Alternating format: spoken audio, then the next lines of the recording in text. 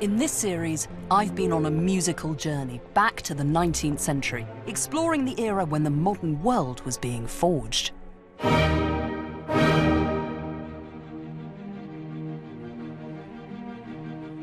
This was Europe's great revolutionary age, when the political shockwaves of the French Revolution were reverberating across the continent, when there was a revolution in thinking and imagination that became known as romanticism. And when the Industrial Revolution created new technologies that were radically changing people's everyday lives. In this volatile world, music reflected and even shaped events. This was the age of Verdi and Wagner, Beethoven, Schubert, Liszt, Rossini, Chopin, Mahler, Debussy. No other century produced more great composers.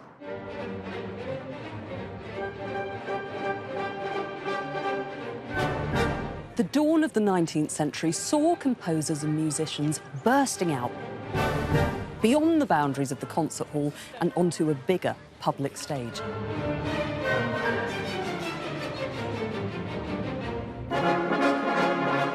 They became influential in politics and revolution, earned vast sums of money, and were famous across the globe.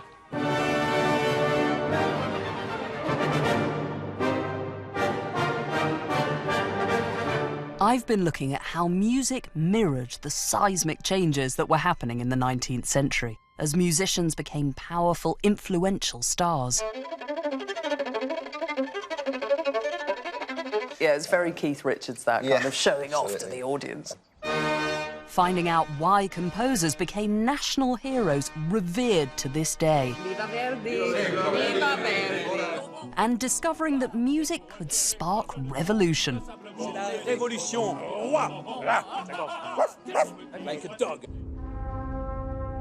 And in this final episode, I'll look at how music was at the forefront of another revolution, with the sweeping transformation of technology.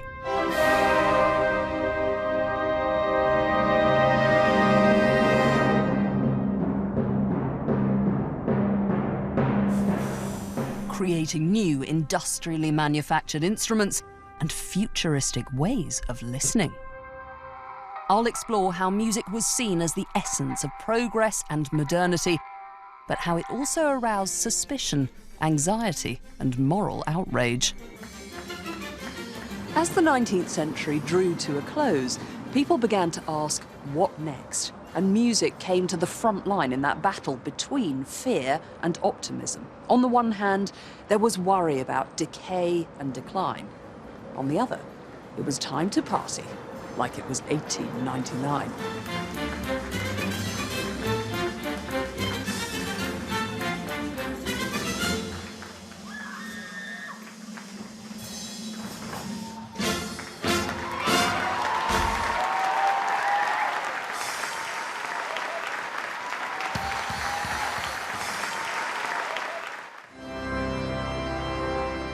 100 years after the French Revolution, the streets of Paris were once again raging. But this time, no gunshots or cannon fire were heard. This was a mass celebration. In 1889, the city was hosting a world fair, the Exposition universelle, and it aimed to be the most ambitious, global, and most musical event the world had ever seen. It was a celebration of the past, with the main attractions located on the Champ du Mars, the site of the first Bastille Day commemorations. But this was also a celebration of the present, glorifying the industrial progress and creative success that France had enjoyed throughout the 19th century. This is all that remains of the vast complex of buildings that were specially created for the exhibition. The spectacle lasted for 6 months and attracted 35 million visitors from across the world.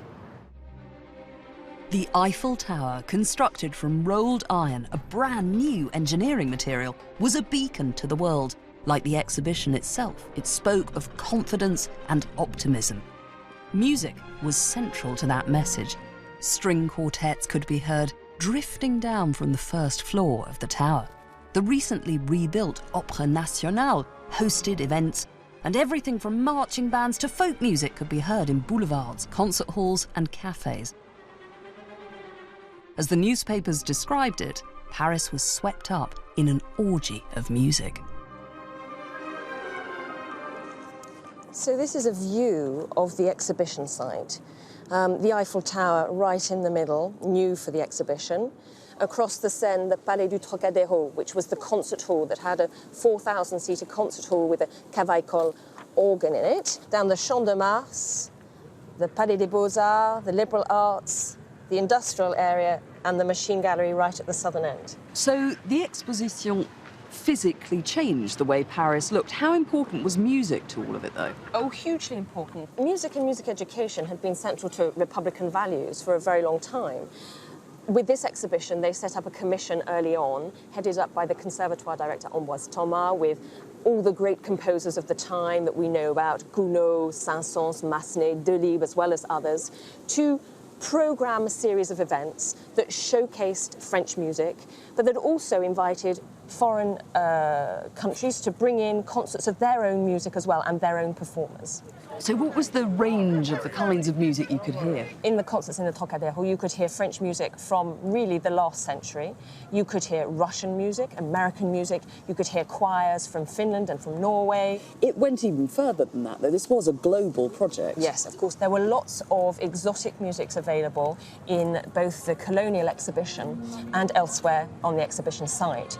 So the colonial exhibitions, most famously, we know about the Javanese village with the dancers and the gamelan, and we know about the Théâtre Amanite, which was the Vietnamese theatre with music performed. And then elsewhere you could go down the Cairo Road and go and have a mint tea or a coffee in a Casbah somewhere with dancing and singing. I mean, it must have stunned people to hear this stuff. Stunned them, shocked them. They didn't know the real exotic music, and when they came to the exhibition for the first time, they got a taste of something that was a little bit more authentic than they were used to, and quite often it didn't fit with what they were expecting. The Paris Exposition capitalised on a long-standing European fascination with far-flung corners of the globe. For centuries, France, along with other European powers, had engaged in an imperial land grab that spread across the globe, gathering pace through the 19th century in a race to dominate the world stage. With political conquests abroad, Oriental influences flooded back into Europe, and by the 1870s, anything culturally exotic became de rigueur. Orientalism had become the height of fashion.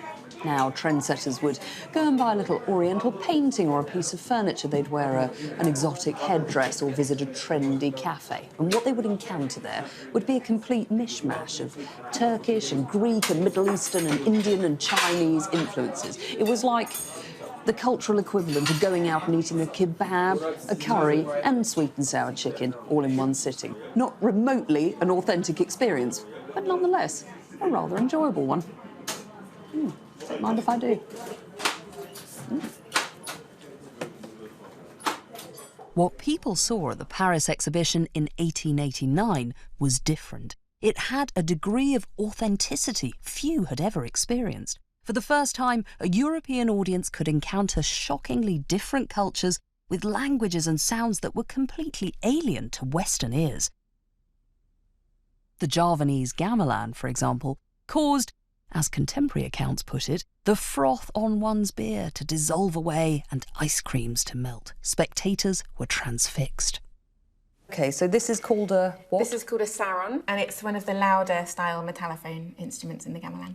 I can see numbers here, which I like, because that suggests that it's not too difficult. 1, 2, 3, 5, 6, 1. Why are there 2 1s? So we have a low one at the bottom, and then you have a high one, an octave higher. Can I hit it? Yeah. Gorgeous sound. And what am I playing? So we're going to play a piece today called Migira Hayu, and it's a lovely piece that goes round and round and round. I do have some notation if you like some. Yeah, well, I don't know it, so I'm going to need some. So it's very basic notation. It's cipher notation that uses numbers. Each number correlates to one of the keys on the saron. This doesn't really make any sense to me yet. A very different tuning system, so we don't correlate to A, B, C, D. I don't do 3, 6, 1, 3, 6, 1, 2. I know ABC. Yeah. OK. Shall I have a quick practice? Sure. 3. Perfect. Goes on quite a long time, doesn't it? Can you hear that the notes are all kind of resonating and melding together? So to make your life even harder, we're going to introduce a damping technique. So if you play your first note, the 3, and let it ring on. Now when you play the 6, with your other hand, you're going to pinch the 3 at the same time. And when you play the 1, you pinch the 6. Exactly. But one sec, that means I have to read these numbers, play the notes, and my other hand is one note behind. That's right. So it's a bit multitasking. That's really deep.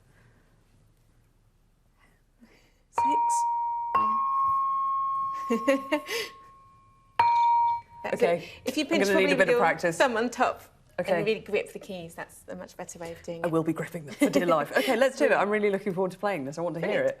OK.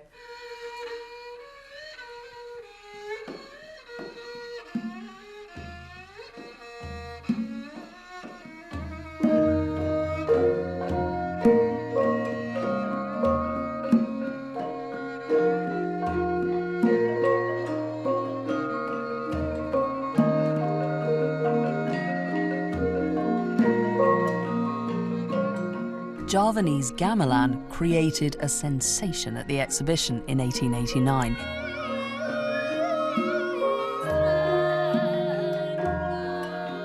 It was one of the most popular attractions, with over 500,000 people coming to listen to it, enthralled by a powerful, beautiful and unique music that was completely new to them. One composer in particular, Claude Debussy, was so entranced by the gamelan that it profoundly changed the way he thought about and wrote music.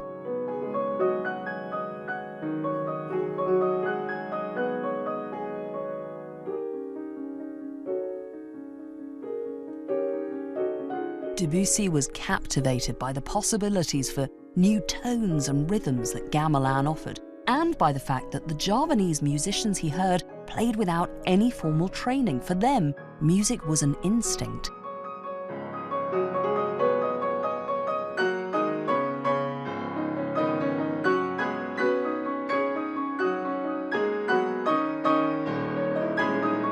As he put it, these musicians learn to play as easily as one learns to breathe.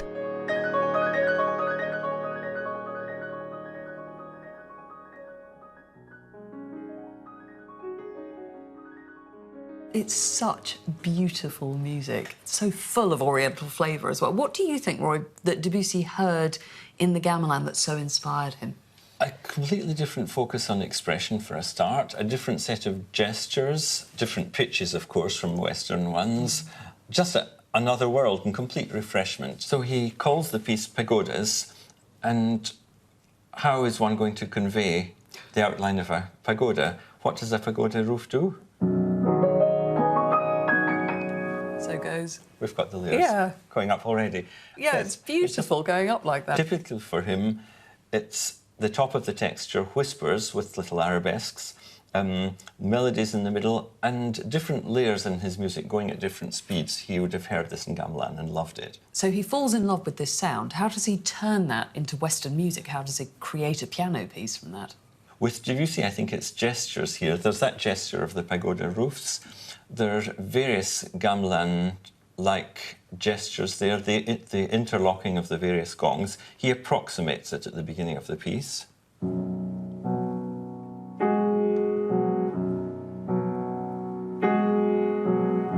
And that syncopated one off the beat, he marks with a little accent each time.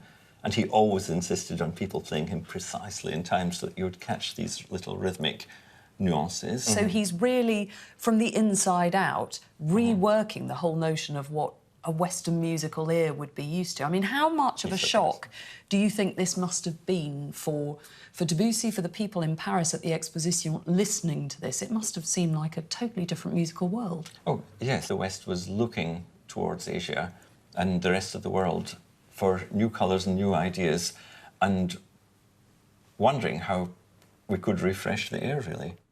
Gamelan gave Debussy a new path, a way of breaking free from the maximal, overwhelming style of Richard Wagner that was dominating European music.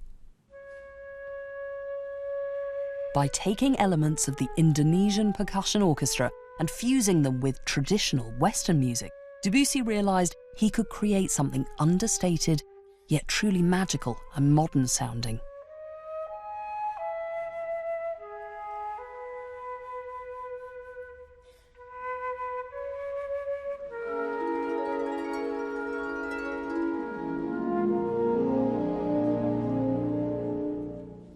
This is Debussy's Prélude à l'après-midi d'un faune, an orchestral portrait of a young deer wandering in a sunlit forest.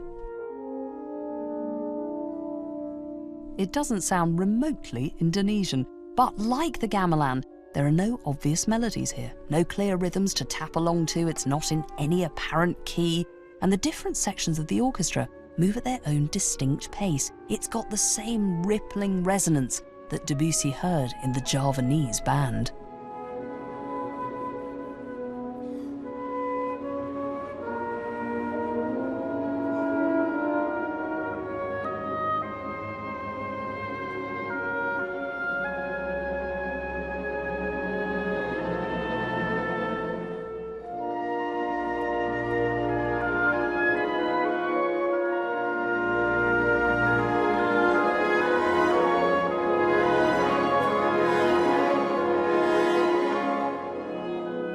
The piece has been described as the awakening of music to the modern world. And it had only come about because of the technology of the industrial age, with steamships to transport Javanese musicians across vast oceans to perform in Paris, trains whisking visitors to glittering urban centres. With ever-increasing mobility came bigger audiences for music than ever before. In the first half of the 19th century, the number of concertgoers in Paris alone tripled, and the explosion in popularity was mirrored across Europe. To cater for demand, cities vied to outdo each other, building bigger and better music venues. The biggest and most ambitious of them all, our very own Royal Albert Hall of Arts and Sciences, a homage to cutting-edge construction techniques.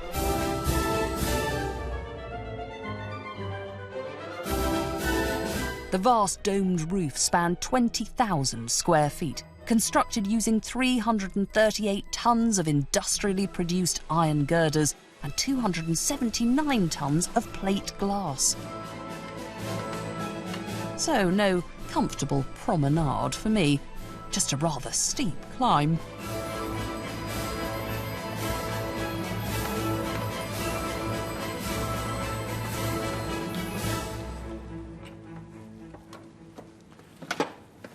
Oh my goodness. Ah! Okay. Oh, don't bounce, Guy. Up. Am I standing on steel mesh? You are, yes. I don't like it. How high up are we? About 43.5 metres high. 43.5 metres between me and plunging to my death. OK, I'm not going to look down.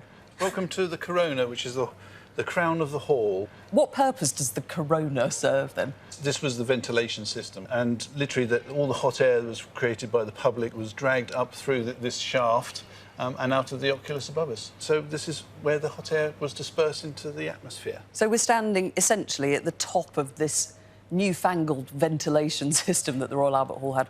Do you know what? I've lived to experience the steel mesh 43 metres up. Can we go now? Fine. Well done.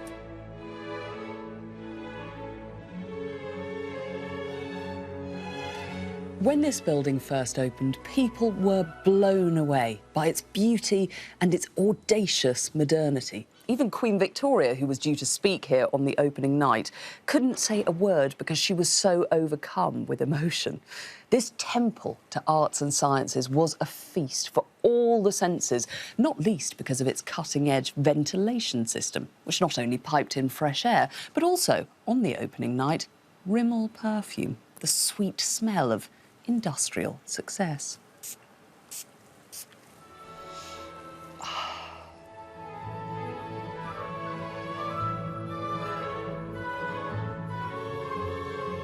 With so much invested in this monumental project, the Royal Albert Hall's opening night had to be a musical showstopper. One of the most popular composers of the day, Arthur Sullivan, Gilbert's partner in crime, premiered this specially commissioned piece called On Shore and Sea. And it certainly drew in the crowds. Along with Queen Vic, the hall was filled to capacity, 5,000 bums on seats and another 5,000 standing, packed in like sardines. Not bad considering the venue was only half finished.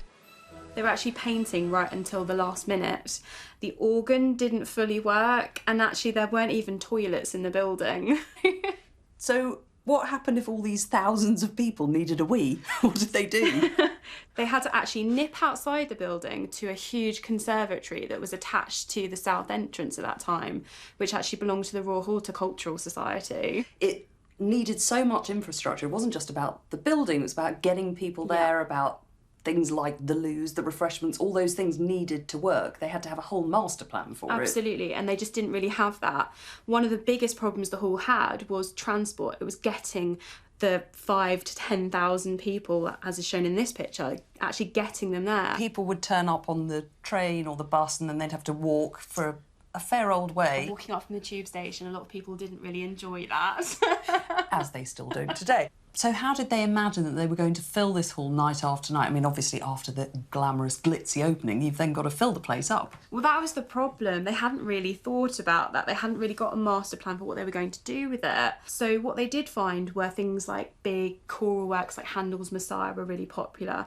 And then they gave their hand at these people's concerts. And we've got a programme here for one of them. So this is threepence to get in, and we have, who have we got here? The instrumentalists at the pianoforte, Mr. William Carter and his pupils, Miss Rowe and Mr. Smith Puddicombe. I have no idea if these people were great stars in their day, but I mean, when I think of the Royal Albert Hall, I do think first and foremost of music. I think of the proms, but also events like boxing and circus and tennis happens here. What kind of range of entertainment was there on offer then? Well, actually, we have a constitution which set out exactly what we could and couldn't do. The Royal Albert Hall has its own written constitution. How wonderfully Victorian, that's great. It's been amended somewhat so we can have things like sport, but the original one really limited it. That was the problem with it. So it actually restricted it to things like musical concerts, scientific lectures and meetings. So, for instance, the things we could have were scientific events. So this was actually a display of limelight that was held here, which is a rather magical picture. It happened in the 1870s. So this is people coming to see a display of the latest lighting technology. Absolutely. So they had these 4 limelights powered by batteries held in the gallery, and it was a wonder to see. Look at the number of people crammed in. There's news reports saying there were about 10,000 people, and today we have 5,500, so they were really crammed in. They didn't do health and safety. They really didn't. OK, so the nearest underground station was a fair old walk away, and if you needed to pee urgently, you were in trouble. But it was worth it, because simply to visit this magnificent building, which screamed modernity, must have been a thrill for the very first audiences who came to the Royal Albert Hall. As the technology of the concert hall was being transformed, so too was what happened inside. Entrepreneurial concert managers had to really pack in the punters to make these massive new venues pay. And composers also had to impress, filling those vast spaces with glorious sound. In 1800, your average symphony was scored for around 50 instruments. By 1900, that figure had more than doubled. And technological advance didn't just give composers the opportunity to experiment with scale. It gave them the chance to push the complexity of their music to new limits, as the tools they worked with underwent their own revolution. The factories of the Industrial Revolution weren't just turning out rivets and bolts and parts of bridges or sewage systems, those grand Victorian building projects. Mechanisation was also having a profound impact on the musical world. So take this, for example, number 621 in this cabinet. It's an early 19th century clarinet. It was made in Paris, and it's quite a simple-looking instrument. You just blow into it and you place your fingers over holes that have been bored directly into the wood, and that's what changes the pitch, the note that you're playing. Then Take a look at this. Also a clarinet. This one was made in London in the 1870s, and it is a beautiful bling of a thing. I love this instrument. All of that gorgeous metalwork allows you to make sure you're always going to put your fingers on the keys in exactly the right place, so you always play in tune, and it gives you the added possibility of just being able to play fast. You can whiz your way up and down those keys. You know you're always going to be spot on as a player. So what this enables you to do as a musician is to go on flights of fancy, the kind of athleticism in playing that simply wasn't available just decades earlier. Industrial manufacturing techniques improved the musical scope of the entire orchestra. If wind instruments had been invigorated as a result of new precision machining, the entire brass section was even more profoundly transformed. With the advent of valves, they could now change key without needing to add or take away extra bits of tubing, a fiddly exercise during a performance. The relentless march of technology didn't stop with perfecting instruments that already existed. This was the age when inventors pushed boundaries further than ever before. If towers had Eiffel, bridges Brunel, and glass palaces had Paxton, then music had Adolphe Sax, one of the unacknowledged geniuses of the 19th century. He was a Belgian inventor who moved to Paris in 1841. When Sax arrived in Paris, he had only 30 francs in his pocket and was so poor he had to live in a shed. But this was one determined man. After all, he'd survived a childhood where he'd fallen from a 3-story window, swallowed a pin, been burned by gunpowder, drunk sulphuric acid, been hit on the head by a cobblestone, and nearly drowned in a river. If I can get through all that, thought Sax, I can conquer the world. Adolphe Sax was born into a family of traditional instrument makers, but once in Paris, he abandoned conventional design, instead pioneering a radical new instrument that still bears his name today. I'm visiting the Selma Sax factory on the outskirts of the French capital, which took over Sax's company in 1885, to find out how the saxophone made its mark. So what happens in this part of the factory? So here, this is the traditional assembly shop, where we make the instruments like they were made 100 years ago or 150 years ago. The people who are working here, they do exactly the same as it was done in the Adolphe Sax workshops in 1850s. So what was it that Sax really did that was new? He has invented this instrument, combining, I would say, the advantages of the brass instruments and of the wood instruments, and to be able to be very flexible like the strings. So he made this saxophone, which is really a combination between the clarinet, flute, trumpet, and trombone. So he's got the brass, he's got the winds, he's got the flexibility of the strings. It's almost like a whole orchestra in one instrument. Absolutely. This is probably the most flexible instrument ever made. Sax was a brilliant mind, a genius inventor, but he was also lucky enough to be born at the right time. This is the machine age, the Industrial Revolution. Yeah, because it's so complicated to make. There are so many pieces. You have to count about 800 pieces for saxophone, which is crazy. And so you also need to get a very high level of precision. And so this period was perfect because this was the time when the machine could make these pieces so precise. So if Sax had turned up even 20, 30 years earlier, he couldn't have created the instrument that took off. Probably a century before for sure, because the machines necessary to make all these pieces would not have been possible before. And the saxophone, when you see it, when you look at these instruments, I mean, it probably, and it still looks like a futuristic instrument. And so probably in the 1840s, it was more true than it is now. He wanted to revolutionize everything. Sax was at the forefront of innovation in instrument design, and he numbered among his fans composers like Berlioz and the opera maestro Meyerbeer. He even got imperial patronage, but not everyone was in favour of his new invention. Sax's genius had the instrument makers of Paris running scared. They feared his sax tubas, sax trombones and saxophones would put them out of business. And so they formed an alliance against him, stealing his workers, burning down his factories. They even tried to have him assassinated, twice.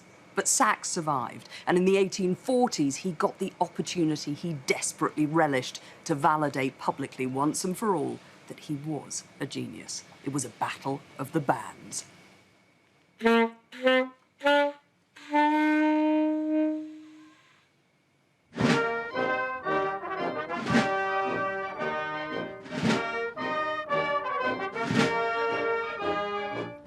Standing up to his detractors, Sax agreed to a musical standoff.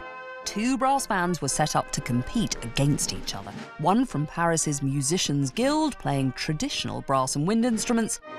The other, led by Sax, starring his new saxophones.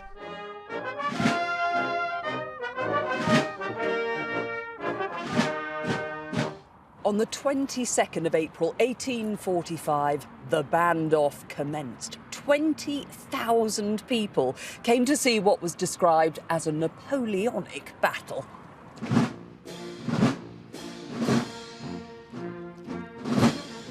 The pressure was on. The rival traditional band had a strong, almost radical set of supporters, drawn mostly from the ranks of Parisian instrument makers.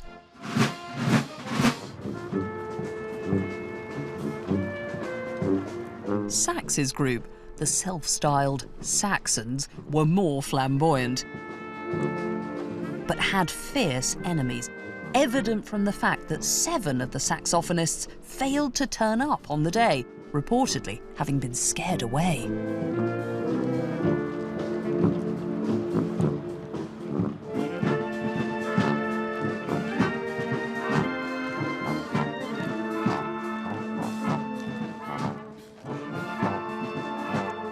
Sax came out triumphant, and his brilliant newfangled instruments sold in their thousands.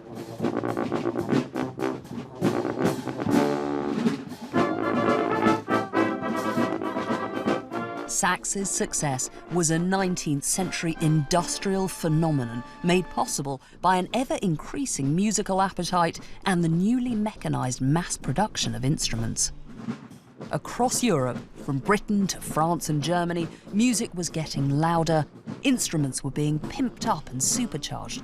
Concert halls were now stadiums to be filled with sound. Acoustic music was about to reach its limits.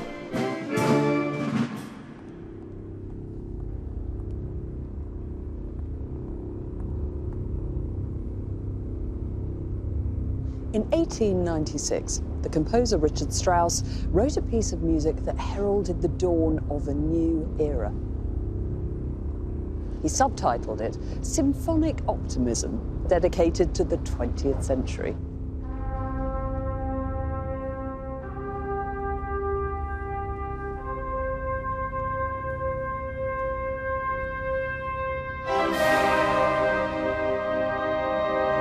Also Sprach Zarathustra was as much a philosophical as it was a musical epic, exploring man's quest for enlightenment at the beginning of a new age.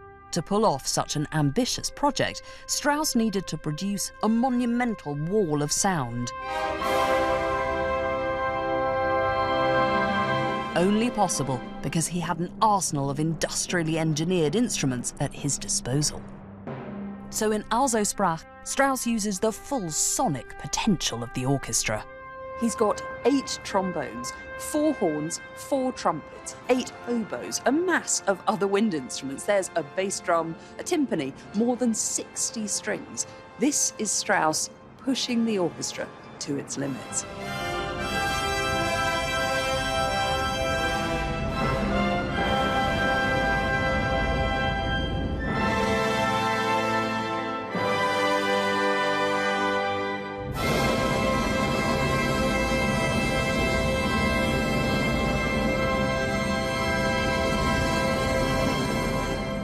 By the end of the 19th century, technology had entirely changed the musical landscape. But there was one invention above any other that would change music forever. In 1889, audiences at the Paris Exposition not only heard live music that was bigger, bolder and more international than ever before, they were also introduced to a truly futuristic experience. With the phonograph, they were given the opportunity to listen to a recording for the first time ever. The man behind this incredible achievement, the inventor Thomas Edison, hailed as Le Roi, or the King, by the French press in reviews of the event, people were stunned by his new invention. Edison had first experimented with recorded sound in 1877, when his aim wasn't to record music at all, but to capture the human voice. Here we have the first machine.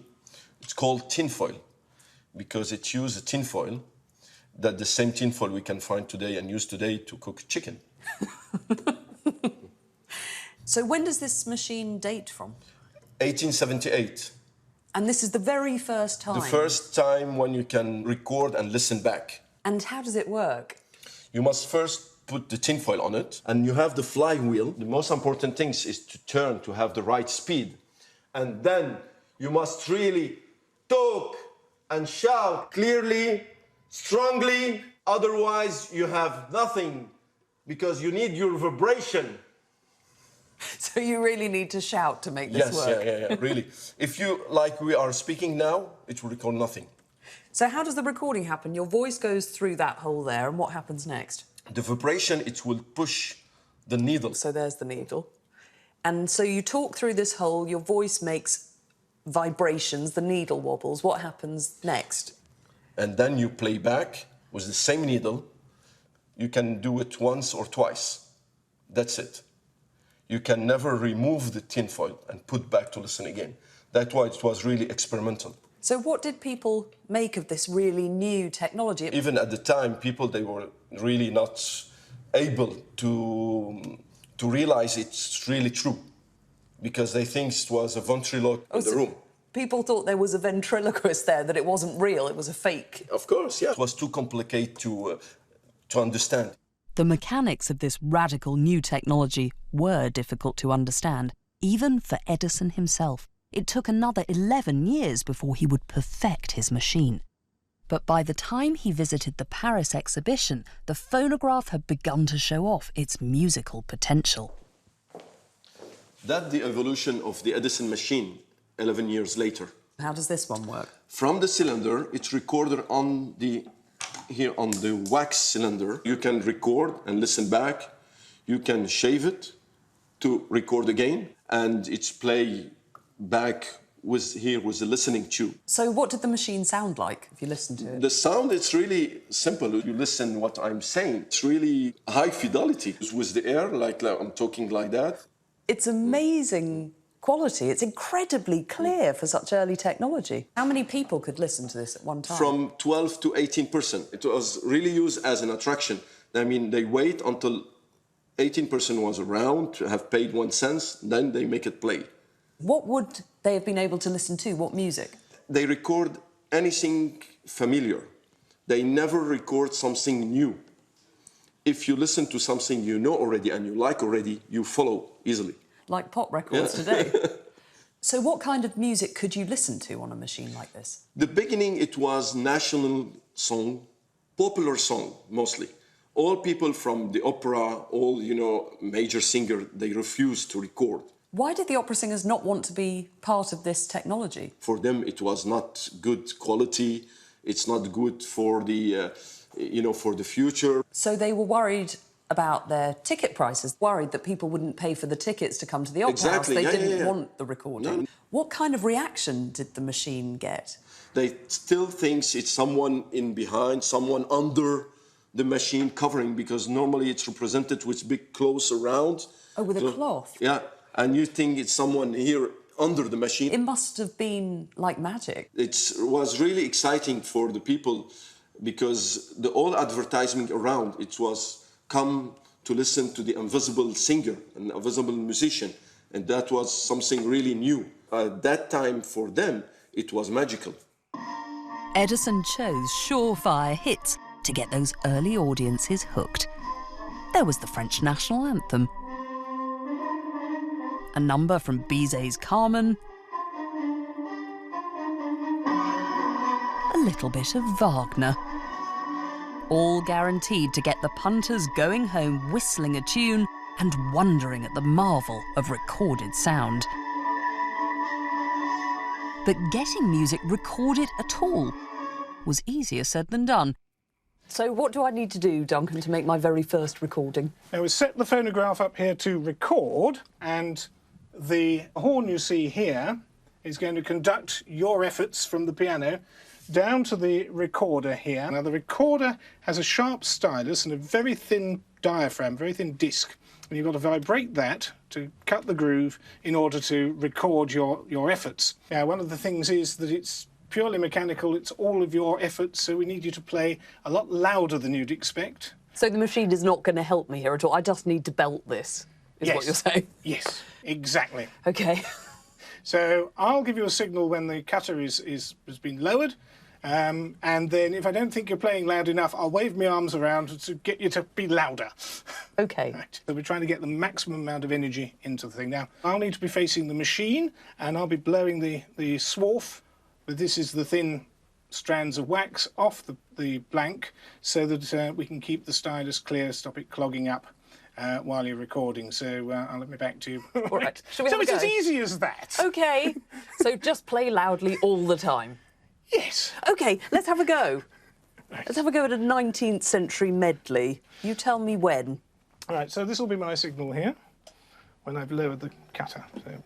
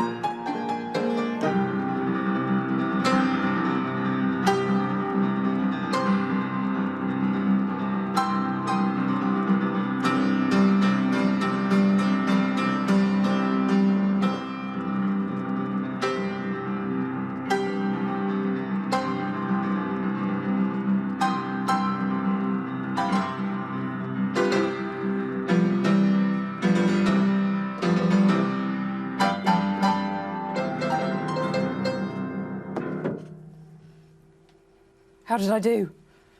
I'm very good. exhausted. Very good. Oh, I can see it. Yes. Excellent. Because the advantage of these machines is you can play it back pretty much immediately. Just need to change this from recording to playback. Take out the sharp point. Put in the round point on the reproducer. Put on a playback horn. If you come round here. Have a listen. Yes. And then off we go. Here Let's see what we've goes. got.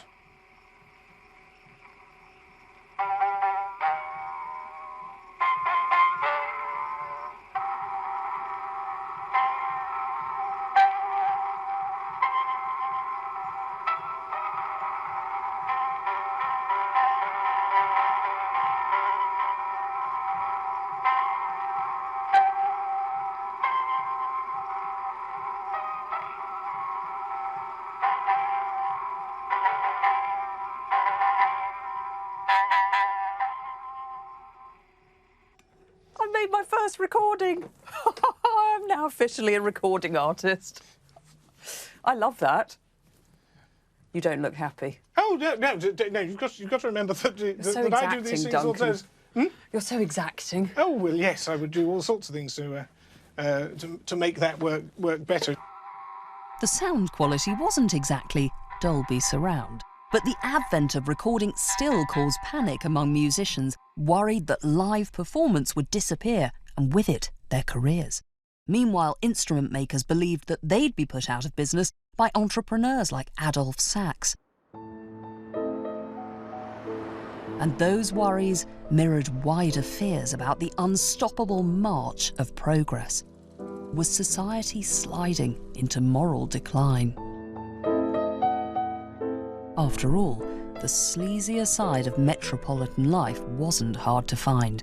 In the same year that the Eiffel Tower was unveiled as a monument to civilization and progress, a very different Parisian landmark also opened its doors. The organisers of the Paris Exposition had prided themselves in turning the whole city into an orgy of music. But the Moulin Rouge took that description somewhat too literally. Today, we've got a rather misty-eyed nostalgia about the glitz and seedy glamour of the Moulin Rouge.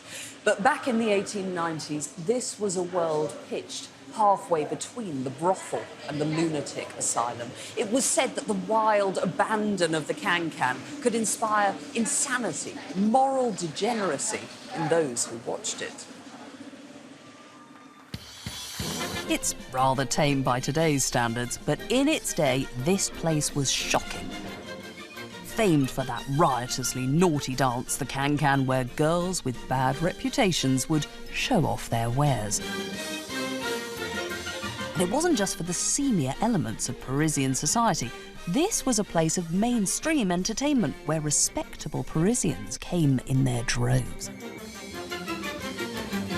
Almost as soon as it opened, this dance hall sat alongside the Louvre and the Eiffel Tower on Parisian maps, an essential place to visit.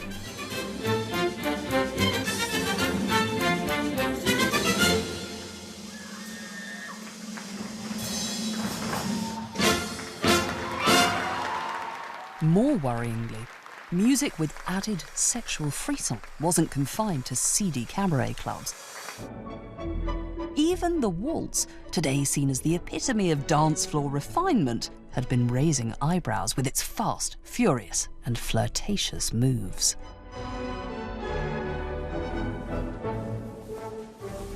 When the waltz first became popular in the early 19th century, it caused a moral panic. This new dance craze relied on couples getting up close and personal. There were no rules about how to dance it, and often amorous pursuits got in the way of the waltz itself.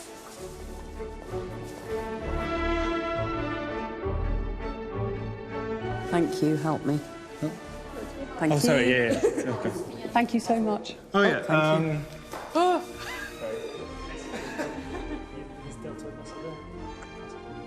I'm going to grip it so... Igniting passions that could cause a dangerous loss of self-control, music and dancing began to be seen as corrupting influences. But while you may think it takes two to tango, or indeed to waltz, in the 19th century, it wasn't the men everyone was worried about. No, it was us delicate ladies who needed protection from the ravages of music. So it seems like people were getting increasingly worried about music as the 19th century went on. What was going on? Well, music, I think, has always been on the edge of how people view kind of creativity and sanity and morality, which are all so tied up together. What did people think, then, would happen to women if they did have contact with this dangerous stuff, with music? Well, of course, women are known to be very emotional and irrational creatures, so we need to look after them and make sure that they're not exposed to things that are going to completely wreck their fragile mental health. So we have, for example, George Beard in the mid-century, who is an American physician. He coined the term neurasthenia. It's an illness that, of course, the majority of people afflicted were women, and they were fainting and very pale and having headaches and weak. So George Beard thinks that music is one of the main causes of neurasthenia, because if women are indulging in music, they're not doing all the things that they're supposed to do to keep their place. Simply, you listen to too much music, you're in danger of having a nervous breakdown. Correct. So the idea that women's nerves are too fragile to deal with music has been growing throughout the century. For example, Fanny Hensel, Mendelssohn's sister, spent a year in Italy with her husband and son, had a wonderful musical experience, writes very lyrically about this in her letters home, but at the end we get the little sentence that says, "Don't worry, this has not had any effect on my nerves." And there were worries, weren't there, even about things like women's sexual reproductive capacities, if they had too much music in their lives. What was the concern? Well, they couldn't win on that one because there were two schools of thought on this one. So either too much indulgence in listening to music and performing music was going to cause premature menstruation, which meant that she would dry up early and be infertile, and it would be early sexualization. Because her emotional nature meant that the emotional content of music was too much to cope with. Or, alternatively, it would delay menstruation and she'd be infertile that way because music is too intellectual and her emotional nature couldn't cope with the intellectual and dry aspects of music.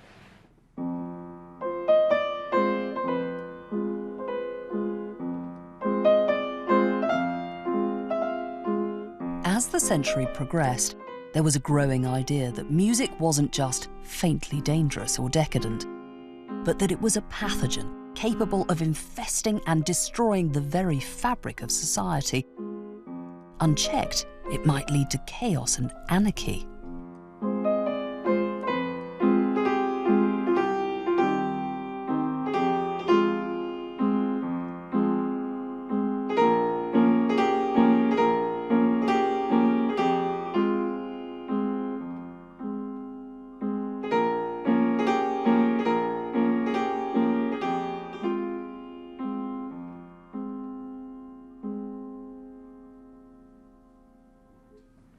Now, all this talk of medicalisation and music and madness might seem faintly ridiculous to us today, but people's lives were devastated by this phenomenon. One Parisian pianist called Ercélie Rouy spent 15 years in an asylum. There she was forced to endure freezing cold water tipped on her head. She was isolated, bullied, sometimes tortured, and all because her doctors declared she was insane through an excess of music. Probably best stop practicing for the day. You might think that the possibility of being locked in an institution would put people off playing the piano, but surprisingly not. Because on the one hand, while the piano was seen as a kind of Trojan horse, an infiltrator into the home, taking women away from their familial duties, on the other, it was fast becoming the ultimate aspirational piece of furniture. Pianos looked beautiful. They brought an immediate sense of cultural elevation and education into one's home. Mass production meant that prices were dropping, and soon everyone wanted their very own Joanna. Whether you were a doctor or a lawyer, a coal miner or a factory worker, you could now get your hands on your own piano. Between 1840 and 1875, British demand for them quadrupled. Up to 17,000 elephants every year were slaughtered for their ivory to make piano keys. But nobody seemed to worry about that. The rage for music was simply unstoppable. Technology had revolutionised every area of the musical landscape, creating vast stadiums of sound, transforming how you could get access to music, democratising who could play it and how it could be heard.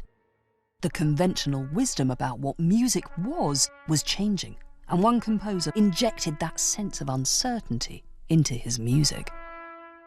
In 1878, the conductor and composer Gustav Mahler moved to Vienna, taking up the position of conductor at the City Opera.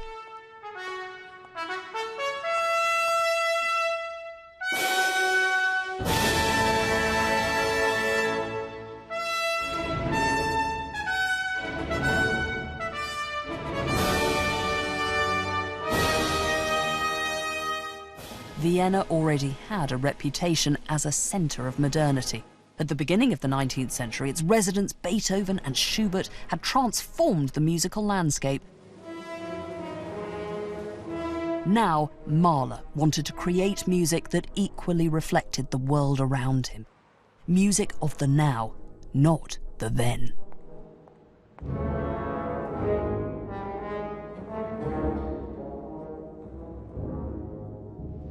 Mahler's Vienna was a very different city from the one earlier composers like Beethoven and Schubert had lived in.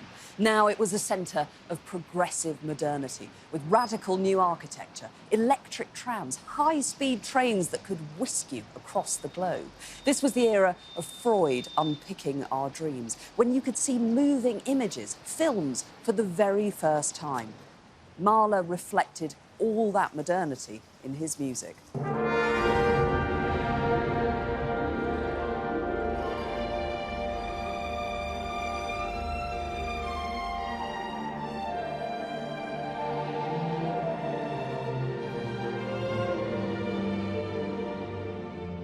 In Mahler's hands, the symphony becomes a very different beast. Just think of his predecessor, Beethoven. For him, symphonies were a kind of progression, a journey, often from darkness into blazing light. For Mahler, the symphony is much more like a collage where he takes bits and pieces of musical material and layers them on top of one another.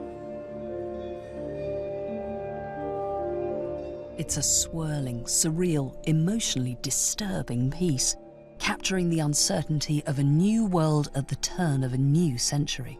Nothing like the big, blustering, confident orchestral sound of Strauss's Zarathustra. We're in this strange, dreamlike world. The ethereal harp, the celeste, all adding to that otherworldly atmosphere.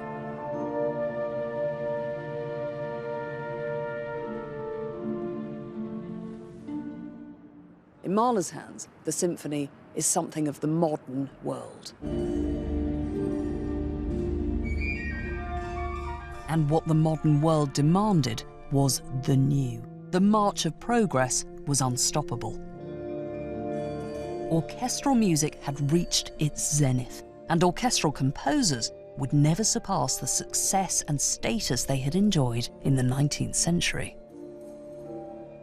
In 1906, the same year Mahler conducted the premiere of his Sixth Symphony, a very different kind of concert was held at the Royal Albert Hall. The new god of music was not a man, but a machine. A sellout audience of almost 10,000 people crammed into the venue to listen not to a performer they could see, but to a phonograph. A defining moment in the history of music as the 19th century was laid irrefutably to rest with the advent of the recording era. It was the close of 100 years of seismic change, a century when music had come into its own, assuming a power and potency that still endures. The 19th century had created the stadium gig, the recording industry, the star performer. It had made musicians richer and more powerful than they could have dreamt possible. And it had transformed music itself. More than just entertainment, it was now a way of life for its legions of fans. And that's a legacy we're all still enjoying today.